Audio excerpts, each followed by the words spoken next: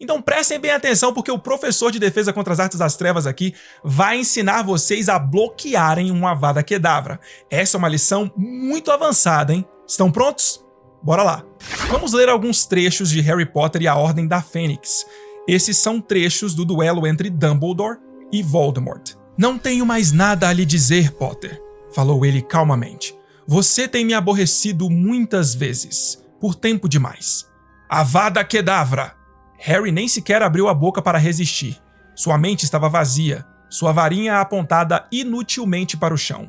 Mas a estátua dourada do bruxo, agora sem cabeça, ganhou vida na fonte, saltou do pedestal e aterrissou com estrépito no soalho entre Harry e Voldemort.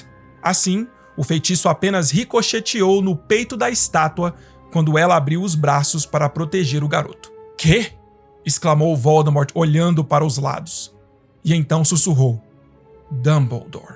Harry olhou para trás, seu coração batendo com violência. Dumbledore estava parado à frente das grades douradas. Bom, o trecho é bem claro e autoexplicativo, né? Dumbledore foi capaz de animar uma das estátuas do átrio do Ministério da Magia e fez com que ela rapidamente se colocasse entre Harry e a maldição de Voldemort. E assim, ele conseguiu bloquear o Avada Kedavra de Voldemort. Agora, é claro que esse tipo de bloqueio não é algo simples de se fazer. Animar uma estátua fazendo ela ganhar vida não é algo que qualquer bruxo consegue fazer.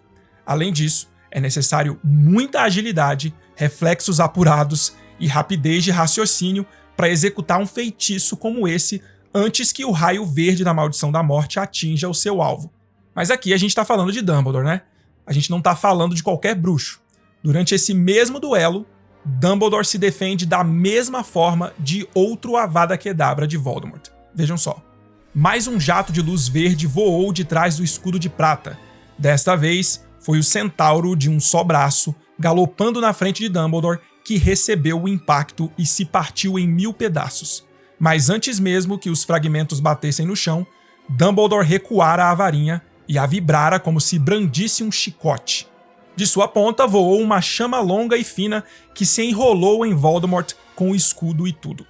Agora, nesse duelo também vimos uma outra forma, uma forma bem peculiar de se bloquear ou se defender de uma maldição da morte. Vejam só.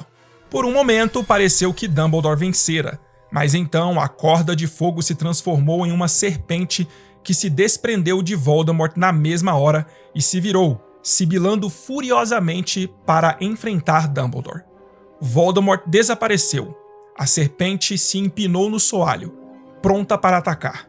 Surgiu uma labareda no ar acima de Dumbledore, ao mesmo tempo que Voldemort reaparecia sobre o pedestal no meio da fonte, onde até recentemente havia 5 estátuas.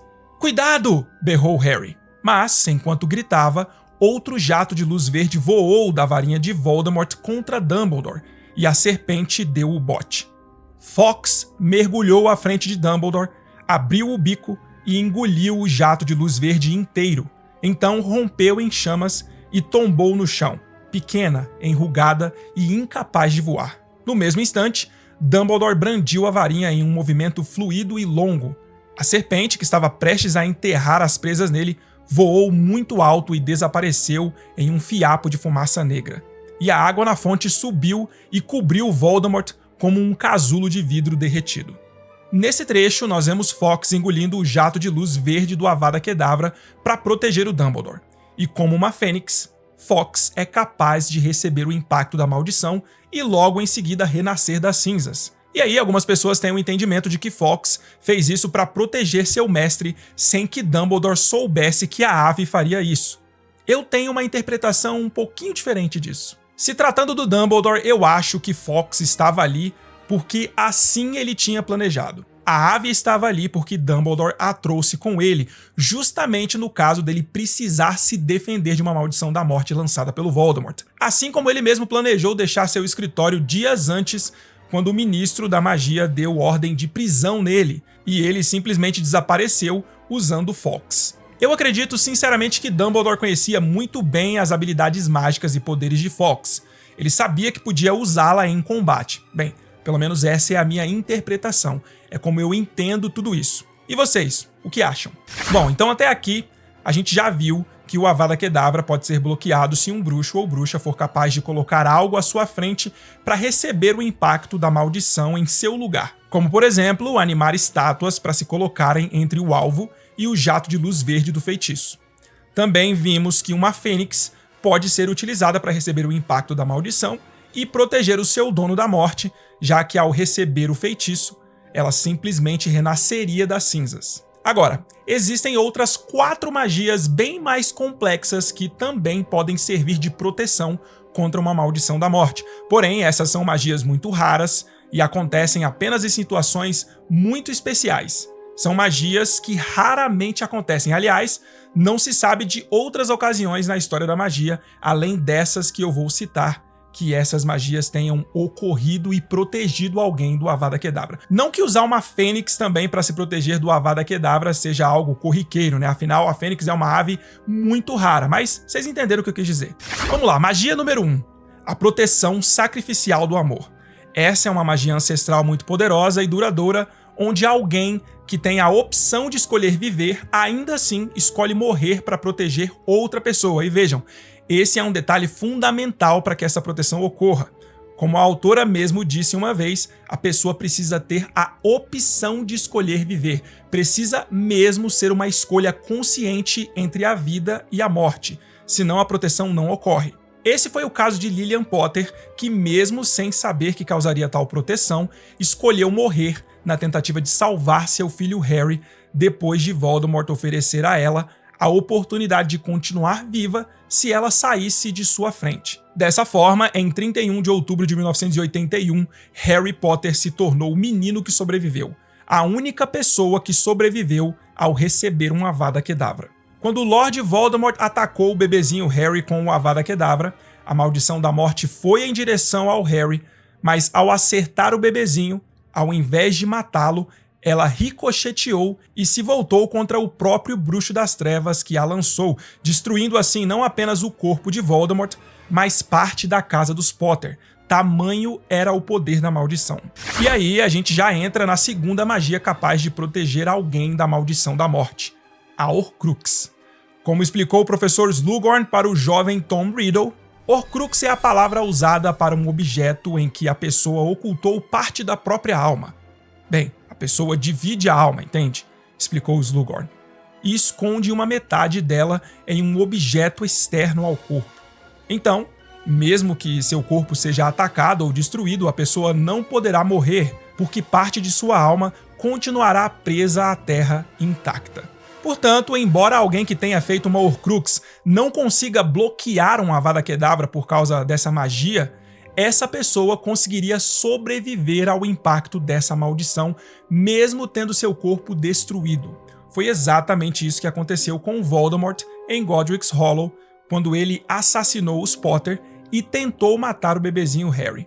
Embora o corpo dele tenha sido totalmente destruído por sua própria maldição da morte, ele conseguiu sobreviver porque naquela ocasião ele já tinha dividido sua alma em 6 partes. Ou seja, ele já tinha 5 Horcruxes: o Anel de Gaunt, o Diário, a Taça de Lufa-Lufa, o Medalhão de Sonserina e o Diadema de Corvinal. E obviamente que a 6ª parte de sua alma estava no corpo dele, com ele mesmo, né? Contudo, como Hermione Granger leu na introdução do livro Magia Mui Maligna, a Horcrux era a invenção mais perversa da magia. Até os livros mais horripilantes de Hogwarts, que ensinavam as poções mais sinistras, se recusavam a falar sobre essa magia das trevas horrível. Mas por que a Horcrux é a magia mais perversa, mais horrível que existe? Entendam o seguinte: a alma é o senso de identidade de um indivíduo, residindo dentro do corpo material. É onde as memórias são armazenadas, onde residem a consciência e a individualidade de cada um. A própria pessoa que você é se encontra dentro da alma. E a alma deve permanecer intacta e ilesa, porque a crença entre a maioria dos bruxos é que partir ou dividir a alma é uma violação das leis da natureza. Vejam só o caso de Voldemort, por exemplo. A alma dele foi repartida tantas vezes que suas partes foram se perdendo, se quebrando, até se tornarem uma sombra do que deveriam ser, completamente mutiladas, machucadas e em um estado de total agonia, Tudo isso porque a alma, que já era imortal, havia sido utilizada como algo inferior ao que realmente era, apenas um meio para atingir a imortalidade do corpo físico. Isso sem falar que é preciso matar, interromper o ciclo natural da vida de outra pessoa para se dividir a própria alma. Por isso, a Horcrux é considerada a arte das trevas mais hedionda de todas, a mais perversa, a mais maligna de todas.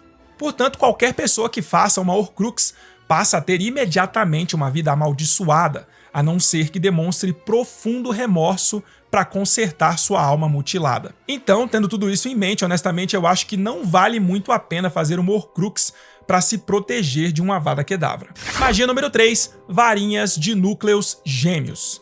Vejam só o que Dumbledore disse a respeito do que acontece quando duas varinhas têm núcleos gêmeos. Priori incantatem, murmurou. Então, o que acontece quando uma varinha encontra sua irmã? Perguntou Sirius. Elas não funcionam bem uma contra a outra.